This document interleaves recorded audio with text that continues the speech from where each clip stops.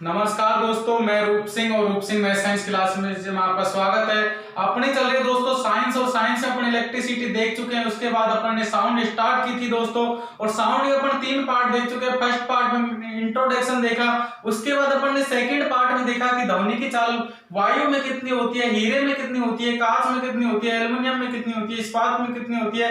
उसके बाद अपन ने थर्ड पार्ट में देखा कि साधारण बोलचाल के लिए कितनी डेसिबल ध्वनि उत्पन्न होती है, क्रोध के समय कितनी होती है, और वायुयान उठते समय कितनी होती है। उसके बाद अपन ने पार्ट थर्ड में यह भी देखा कि ध्वनि के प्रभाव देखे थे, ध्वनि का डॉपलर प्रभाव, अनुरगण, पराध्वनि और अनुनाद प्रक्रिया देखी थी। और दोस्तों आज अपन ध्वनि का पार्ट 4 स्टार्ट करेंगे। और दोस्तों ध्वनि का पार्ट 4 में अपन जो आज देखने वाले हैं वो देखने वाले हैं दोस्तों ध्वनि से महत्वपूर्ण आज तक जो भी एग्जाम में रिपीटेड क्वेश्चन है और जो बन सकते हैं, टोटल क्वेश्चन अपन आज पार्ट 4 में करेंगे।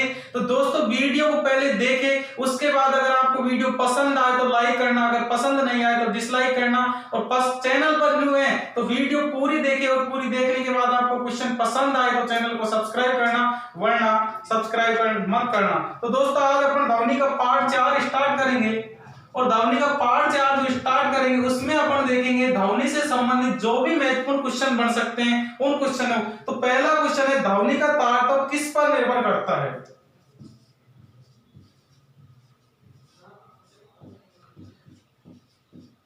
ध्वनि का तारतम्य अपन इंग्लिश में बोल सकते हैं इसको पिच, किस पर निर्भर करता है?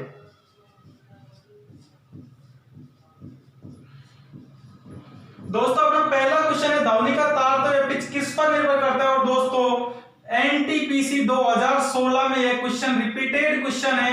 एनटीपीसी 2016 में क्वेश्चन पूछा गया था, ध्वनि का तारतम्य यानी कि पिच किस पर निर्भर करता है। तो दोस्तों यहां से क्वेश्चन का जो आंसर होगा वह होगा दोस्तों आवृत्ति पर, यानी कि अपन बोल सकते हैं फ्रीक्वेंसी पर।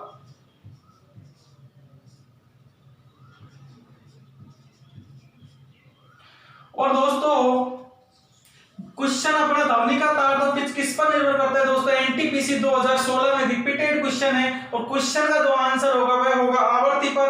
अगला क्वेश्चन है, ध्वनि तरंगों की प्रकृति होती है। अपना सेकंड क्वेश्चन है दोस्तों,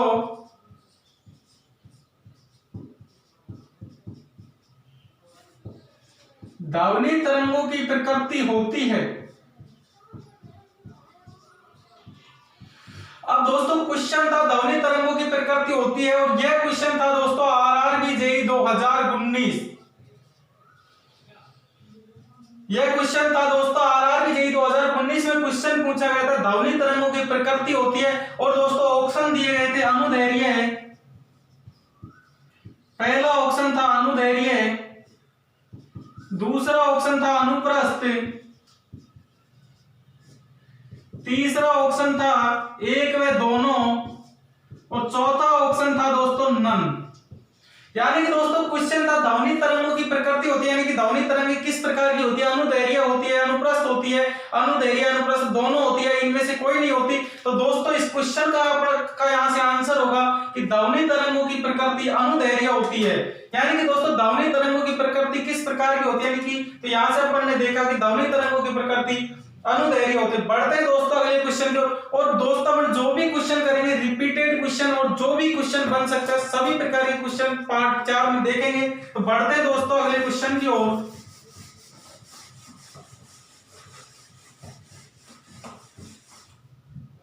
अगला क्वेश्चन है अपना तीसरा, वायु में ध्वनि की चाल 332 मीटर पर सेकंड होती है। क्वेश्चन है अपना, वायु में ध्वनि की चाल 332 मीटर पर सेकंड होती है। यदि दाब को बढ़ाकर दोगुना कर दिया जाए, यदि दाब को बढ़ाकर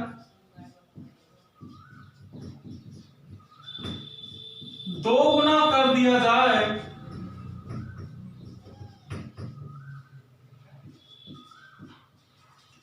तो ध्वनि की चाल होगी।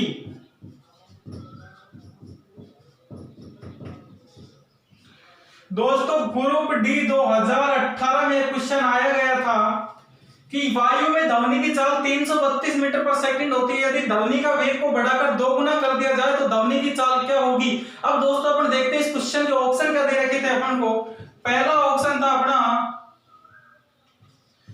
764 मीटर पर सेकंड, दूसरा ऑप्शन था 132 मीटर पर सेकंड, तीसरा ऑप्शन था 332 मीटर पर सेकंड और चौथा ऑप्शन था 156 मीटर पर सेकंड। अब दोस्तों आपको यहां से एक उत्तर आपको कमेंट्स बॉक्स में देना है। क्वेश्चन कह रहे थे ध्वनि की चाल वायु में 332 मीटर पर सेकंड होती है। यदि दाब को बढ़ाकर 2 गुना कर दिया जाए तो ध्वनि की चाल यानी कि क्या होगी, यानी कि ध्वनि की चाल पर क्या प्रभाव पड़ेगा, यानी कि दुगनी होगी, आधी होगी, स्थिर है। कहने का मतलब क्या होगा। तो दोस्तों मैं आपको बता दूं यदि ध्वनि की चाल वायु, पहला क्वेश्चन अपना यहां से क्लियर होता है इससे कि वायु में ध्वनि की चाल कितनी होती है, 332 मीटर पर सेकंड होती है। पहला क्वेश्चन अपनी फर्स्ट लाइन से क्लियर हो जाता है। यहां से एक और क्वेश्चन इस प्रकार आ सकता है, वायु में ध्वनि की चाल कितनी होती है। तो दोस्तों अपन कह सकते हैं वायु में ध्वनि की चाल 332 मीटर पर सेकंड होता है।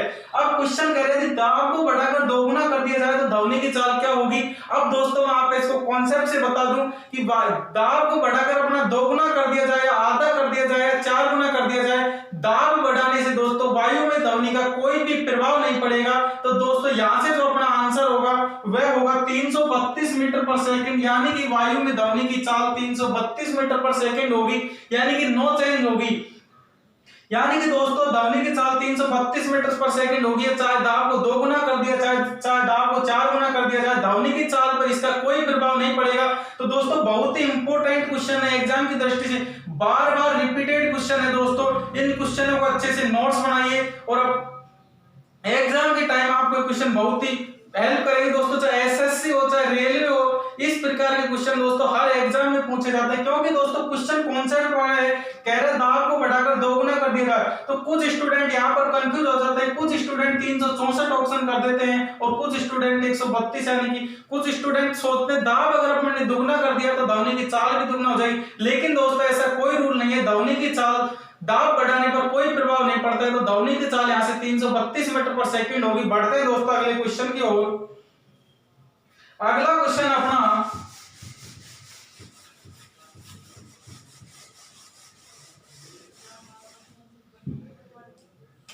चौथा क्वेश्चन है अपना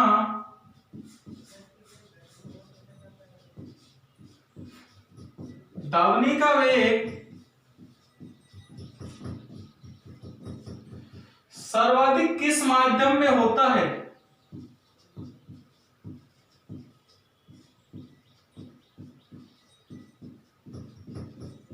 दोस्तों क्वेश्चन है अपना ध्वनि का वेग सर्वाधिक किस माध्यम में होता है। तो ऑप्शन दे रखे थे अपन को ठोस, द्रव और गैस, और चौथा ऑप्शन था फर्स्ट और सेकंड। यानी कि दोस्तों एसएससी सीजीएल 2011, यानी कि दोस्तों एसएससी सीजीएल 2011 में क्वेश्चन पूछा गया था कि ध्वनि का वेग सर्वाधिक किस माध्यम में होता था। ऑप्शन में दे रखा था अपन को ठोस, द्रव और गैस। और दोस्तों जब मैंने आपको ध्वनि का बेसिक यानी कि अपन ने जो ध्वनि का थ्योरेटिकल पार्ट पढ़ा था तो मैंने वहां पर आपको बताया था कि ध्वनि का वेग सर्वाधिक ठोस में होता है, ठोस के बाद द्रव में होता है और द्रव के बाद गैस में होता है। दोस्तों आपको पता होगा मैंने इस प्रकार से आपको बताया था कि सबसे अधिक ठोस में, फिर उसके बाद द्रव में होता है और उसके बाद दोस्तों गैस में होता है। यानी कि दोस्तों मैंने आपको इस प्रकार समझाया था कि जो खुला मुंह होगा वो बड़े की ओर संकेत करेगा, यानी कि सबसे ज्यादा ठोस में, उसके बाद द्रव में और उसके बाद गैस में होगा। तो दोस्तों यहां से जो अपना ऑप्शन निकलेगा कि ध्वनि का वेग सर्वाधिक किस में होगा, ठोस में होगा। और दोस्तों ठोस में भी किस में होगा, मैंने आपको बताया था ठोस में इस्पात में होगा, 6300 मीटर पर सेकंड होगा। तो यहां से जो अपना ऑप्शन निकल के आया वो निकल के आया दोस्तों फर्स्ट, यानी कि ठोस। बढ़ते अगले क्वेश्चन की ओर। अगला क्वेश्चन है अपना मनुष्य कितने हर्ट्ज की ध्वनि सुन सकता है।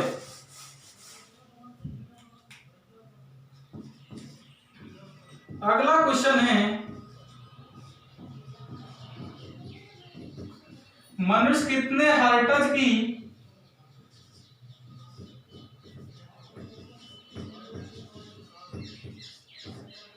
ध्वनि सुन सकता है। तो दोस्तों इस क्वेश्चन का ऑप्शन थे 20 हर्ट्ज से कम, दूसरा ऑप्शन था 20,000 हर्ट्ज से अधिक,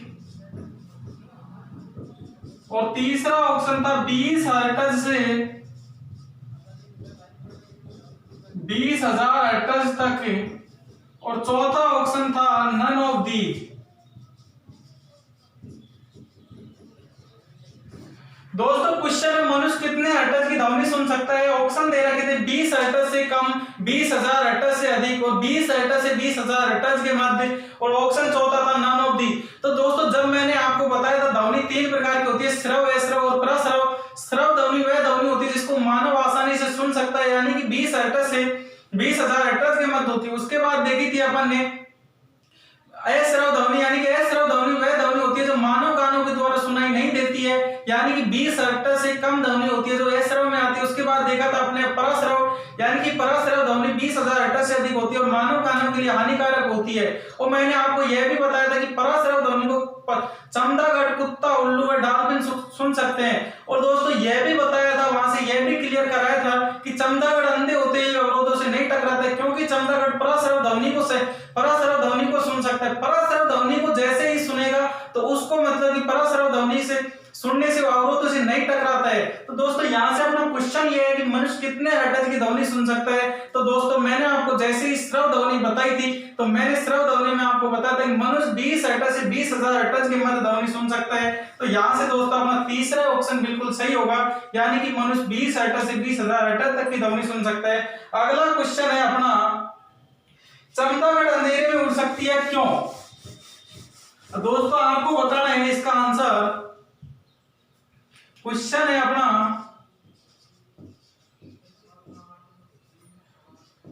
चमगादड़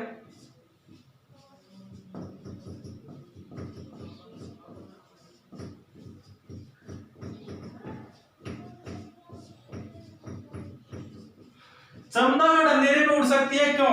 तो दोस्तों चमगादड़ अंधेरे में उड़ सकती है क्यों? क्योंकि चमगादड़ है जो परश्रव ध्वनि को सुनती है, यानी कि परश्रव ध्वनि की आवृत्ति 20 हर्ट्ज से होती है, यानी कि मानव कानों के लिए हानिकारक। लेकिन चमगादड़ इस प्रकार की ध्वनि को सुन सकती है, और इस प्रकार की ध्वनि सुनने के कारण चमगादड़ अवरोधों से नहीं टकराती है। और क्योंकि चमगादड़ की आंख में यानी कि सेल कोन यानी कि शंकु कोशिका होने के कारण चमगादड़ अंधेरे में उड़ सकती है। तो यहां से अपना ऑप्शन होगा परश्रव तरंगों के कारण,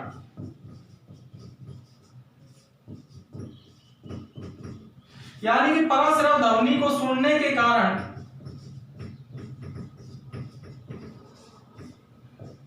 यानी कि दोस्तों चमगादड़ परश्रव ध्वनि को आसानी से सुन सकता है, और आसानी से सुन सकने के कारण वह अवरोधों से नहीं टकराता है, इस कारण वह अंधेरे में भी उड़ सकती है। अगला क्वेश्चन है अपना, ध्वनि या ध्वनि प्रदूषण मापा जाता है?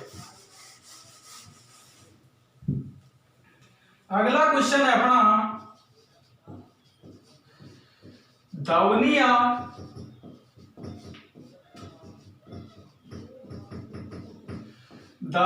ध्वनि प्रदूषण मापा जाता है?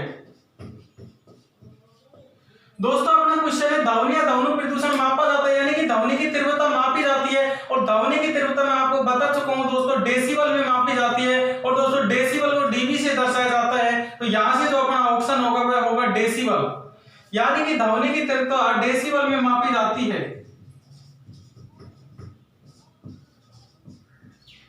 डेसिबल में मापी जाती है, और डेसिबल को डीबी से प्रतिशत किया जाता है।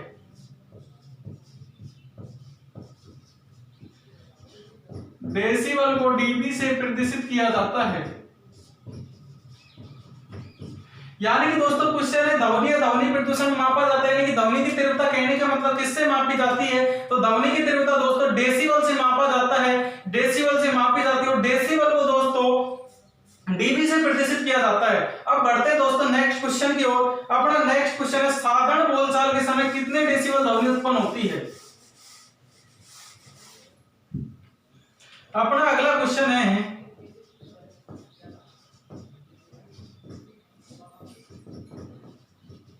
साधारण बोलचाल के समय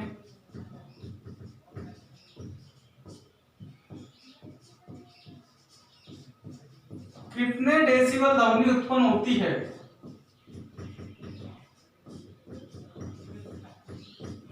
दोस्तों क्वेश्चन है अपना, साधारण बोलचाल के समय कितने डेसिबल ध्वनि होती है। अब दोस्तों अपन को इसको ऑप्शन से देख रहे हैं, अपने ऑप्शन दे रखे हैं इस क्वेश्चन के, अपने ऑप्शन दे रखे। फर्स्ट ऑप्शन है 30 से 40 डेसिबल ध्वनि, सेकंड ऑप्शन है 70 से 80 डेसिबल ध्वनि, थर्ड ऑप्शन है अपना 90 से 100 डेसिबल ध्वनि, और अपना फोर्थ ऑप्शन है 120 से 130 डेसिबल ध्वनि।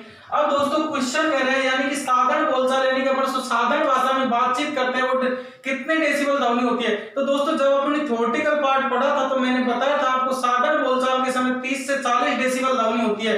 अब दोस्तों क्वेश्चन यहाँ से यह भी बन सकता है कि मानव के कानों को यानी कि प्रिय लगने वाली यानी कि कह सकते हैं सर्वोत्तम लगने वाली ध्वनि कौन सी होती है। तो दोस्तों वह ध्वनि होती है 45 डेसिबल ध्वनि। तो दोस्तों इस क्वेश्चन का जो यहाँ से अपना ऑप्शन होगा यानी कि साधारण बोलचाल के समय 30 से 40 डेसिबल ध्वनि काम ली जाती है। यानी कि दोस्तों क्वेश्चन अपना है साधारण बोलचाल के समय कितने डेसिबल ध्वनि उत्पन्न होती है। तो साधारण बोलचाल के समय 30 से 40 डेसिबल ध्वनि उत्पन्न होती है। अगला क्वेश्चन अपना, मानव कानों को सर्वोत्तम या प्रिय लगने वाली ध्वनि कितने डेसिबल ध्वनि होती है।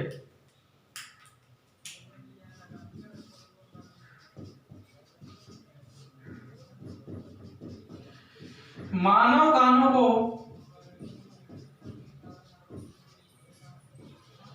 सर्वोत्तम या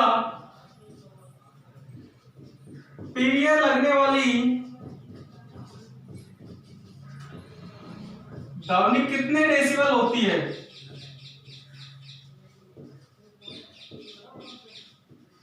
अब दोस्तों यहां से अपने ऑप्शन है वो ऑप्शन है 60 डेसिबल, दूसरा ऑप्शन है 100 डेसिबल, और थर्ड ऑप्शन है अपना 45 डेसिबल, और चौथा ऑप्शन है नन ऑफ दीज। यानी कि दोस्तों क्वेश्चन दे रहे मानव कानों को प्रिय यानी कि मानव कानों को सर्वोत्तम यानी कि अपन जो बात करें तो अपन कहते हैं कि इसकी बोली यानी कि बहुत अच्छी यानी कि बहुत मीठा से कहने का मतलब है कितने डेसिबल ध्वनि होती है यानी कि अपने कानों को प्रिय लगने वाली यानी कि दोस्तों अपने कानों को प्रिय लगने वाली ध्वनि होती है 45 डेसिबल ध्वनि यानी कि 45 डेसिबल ध्वनि। क्योंकि दोस्तों WHO का मानना है यानी कि विश्व स्वास्थ्य संगठन का मानना है कि 45 डेसिबल ध्वनि कानों को किसी प्रकार की यानी कि कोई हानि नहीं पहुंचाती है। मानव कानों के लिए सबसे बेस्ट यानी कि प्रिय लगने वाली ध्वनि 45 डेसिबल ध्वनि है। WHO ने दोस्तों क्लियर कर दिया, इसलिए यहाँ से 45 डेसिबल ध्वनि मानव कानों को सबसे प्रिय लगने वाली ध्वनि है।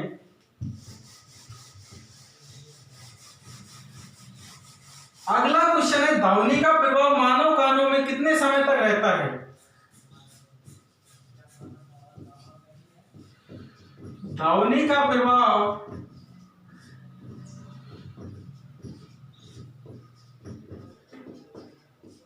मानव कानों में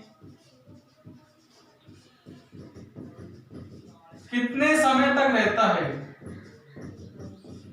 अब दोस्तों इस क्वेश्चन के ऑप्शन दे रखे थे, पहला ऑप्शन था 0.8 सेकेंड, दूसरा ऑप्शन था 0.4 सेकेंड, तीसरा ऑप्शन था 15 सेकेंड, और चौथा ऑप्शन था 0.6 सेकेंड। दोस्तों क्वेश्चन है ध्वनि का प्रभाव मानव कानों में कितने समय तक रहता है, यानी कि जो अपन ध्वनि सुनते हैं दोस्तों वह अपने कानों में यानी कि कितने समय तक यानी कि रहती है। तो दोस्तों अपने कानों में जो ध्वनि रहती है यानी कि 1 सेकंड का भी 10वां हिस्सा यानी कि अपन कह सकते हैं 0.6 सेकंड। तो यहां से जो अपना ऑप्शन होगा दोस्तों वह होगा ऑप्शन 4 यानी कि 0.6 सेकंड तक अपने कानों में जो ध्वनि रहती है उसका प्रभाव रहता है। यानी कि दोस्तों अपन कह सकते हैं कि 1 सेकंड का 10वां हिस्सा यानी कि 1 सेकंड में 1 मिनट में 60 सेकंड यानी कि यहाँ से 1 सेकंड का 10वां हिस्सा यानी कि ऑप्शन में 1/10 हो तो दोस्तों अपन 1/10 कर सकते हैं, या इसको जैसे ही आगे सॉल्व करेंगे यानी कि अपन कह सकते हैं 0.6 सेकंड। तो मानव कानों में ध्वनि का यानी कि मानव कानों में 0.6 सेकंड यानी कि 1/10 यानी कि 1 सेकंड का 10वां हिस्सा तक प्रभाव रहता है। पराश्रव तरंगों को सबसे पहले सीटी बजाकर किसने बताया था। अगला क्वेश्चन है अपना,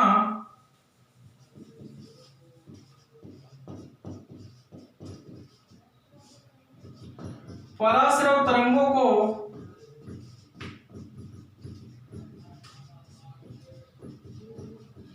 सबसे पहले सीटी बजाकर किसने बताया था। दोस्तों अपना क्वेश्चन है परासरल तरंगों को सबसे पहले सीटी बजाकर किसने बताया था? तो दोस्तों इसके ऑप्शन देखते हैं अपन। पहला ऑप्शन था न्यूटन, दूसरा ऑप्शन था डाल्टन, तीसरा ऑप्शन था ऋषि कणा और चौथा ऑप्शन था दोस्तों अपना माल्टन। दोस्तों क्वेश्चन है परासरल तरंगों को सबसे पहले सीटी बजाकर किस वैज्ञानिक ने बताया था?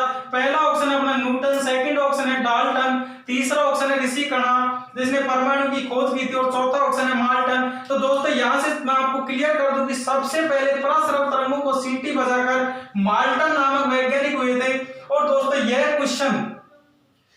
क्वेश्चन एनटीपीसी 2016 में रिपीटेड क्वेश्चन है। और दोस्तों यह क्वेश्चन बार बार यानी कि loco pilot, assistant loco pilot, group D, SSC railway यानी कि लगातार यानी कि राजस्थान पुलिस पटवार हर एग्जाम में क्वेश्चन पूछा जा रहा है कि परासरल तरंगों को सबसे पहले सीटी बजाकर किस वैज्ञानिक ने बताया था? तो दोस्तों इस वैज्ञानिक का नाम माल्टन यानी कि माल्टन ने सबसे पहले परासरल तरंगों को सीटी बजाकर बताया था। बढ़ते हैं दोस्तों अगले क्वेश्चन की ओर।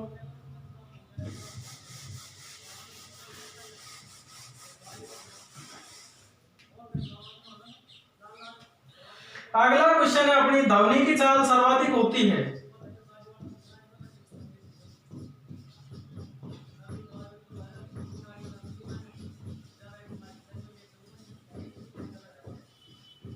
ध्वनि की चाल सर्वाधिक होती है, ऑप्शन है इस्पात, वायु, निर्वात और चौथा ऑप्शन है अपना नन ऑफ दीज। दोस्तों क्वेश्चन है ध्वनि की चाल सर्वाधिक होती है, ऑप्शन दे रखा है अपन को इस्पात में, वायु में और निर्वात में और इनमें से कोई नहीं। तो दोस्तों मैं आपको यहां से दो क्वेश्चन क्लियर करने जा रहा हूं, बड़े ध्यान से देखना दोस्तों। ध्वनि की चाल सर्वाधिक इस्पात में होती है और दोस्तों इस्पात में ध्वनि की चाल 6300 मीटर पर सेकंड होती है। यानी कि दोस्तों क्वेश्चन यह भी पूछ सकता है कि ध्वनि की चाल सर्वाधिक इस्पात में तो होती है, लेकिन ध्वनि की चाल इस्पात में होती कितनी है? तो दोस्तों इस्पात में ध्वनि की चाल 6300 मीटर पर सेकंड आती। अब बात करते हैं दोस्तों अपन थर्ड ऑप्शन की यानी कि निर्वात की, यानी कि निर्वात में ध्वनि की चाल कितनी होती है? तो दोस्तों मैं यहां से क्लियर कर दूं, निर्वात में ध्वनि की चाल नहीं होती है क्योंकि ध्वनि का संचरण निर्वात में नहीं होता है। दोस्तों आपने ऑप्शन देखा होगा, आपने एग्जाम्पल देखा होगा, दो व्यक्ति चंद्रमा पर जाकर यानी कि वायुमंडल में जाकर बात करते तो एक दूसरे की बातों को आपस में नहीं सुन सकते। क्यों? कारण क्या है? तो दोस्तों इसका कारण है क्योंकि ध्वनि की चाल निर्वात में नहीं होती, यानी कि ध्वनि का संचरण निर्वात में नहीं हो सकता। यानी कि इसलिए अब दो व्यक्ति वायुमंडल यानी कि चंद्रमा पर जाकर आपस में बात करेंगे तो एक दूसरे की बातों को नहीं सुन सकते। कहने का मतलब निर्वात में ध्वनि की चाल नहीं होती है, निर्वात में ध्वनि का संचरण नहीं होता है। तो यहां से अपना क्वेश्चन था यानी कि ध्वनि की चाल सर्वाधिक होती है, तो ध्वनि की चाल सर्वाधिक इस्पात में होती है। अगला क्वेश्चन, विमान के आंतरिक भागों की सफाई में किस तरह का प्रयोग किया जाता है? अगला क्वेश्चन अपना विमानों के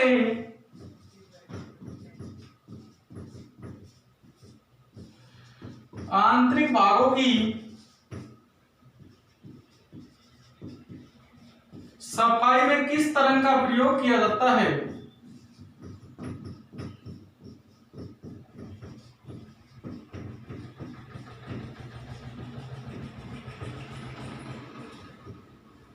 दोस्तों अपना क्वेश्चन है विमानों के आंतरिक भागों की सफाई में किस तरह का प्रयोग किया जाता है?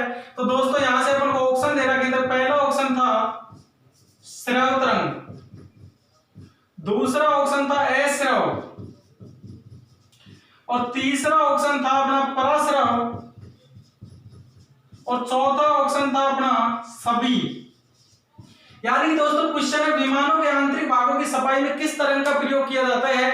ऑप्शन दे रखे अपन को श्रव्य तरंग, अश्रव्य तरंग और प्रश्रव्य तरंग। तो यहां से कहने का मतलब विमानों के जो आंतरिक भागों की सफाई होती है उसमें किस प्रकार की तरंग का प्रयोग किया जाता है? तो दोस्तों यहां से जो अपना ऑप्शन होगा यानी कि विमानों के आंतरिक भागों की सफाई के लिए पराश्रव्य तरंगों का प्रयोग किया जाता है। तो यहां से अपना ऑप्शन होगा दोस्तों पराश्रव्य तरंगों का उपयोग यानी कि विमान के आंतरिक भागों की सफाई के लिए किया जाता है। अब दोस्तों अपन ने देखे ध्वनि से रिलेटेड लगभग लगभग सभी क्वेश्चन अपन देख चुके हैं। और दोस्तों कोई गलती से कोई क्वेश्चन रह भी गया होगा तो अपने थ्योरेटिकल पार्ट में यानी कि ध्वनि को किसी भी प्रकार से नहीं छोड़ा है, क्योंकि दोस्तों ध्वनि के अपन 4 क्लास देख चुके हैं। महत्वपूर्ण क्वेश्चन दोस्तों रिपीटेड जितने भी क्वेश्चन थे और जितने क्वेश्चन बन सकते थे मैंने सबको कराया। और दोस्तों अब बार दोबारा कह रहा हूं, अगर आपको वीडियो हमारी पसंद आई हो तो वीडियो को लाइक करें, चैनल को न्यू है तो सब्सक्राइब करें, वीडियो को शेयर करें, सब लाइक करें। जय हिंद दोस्तों।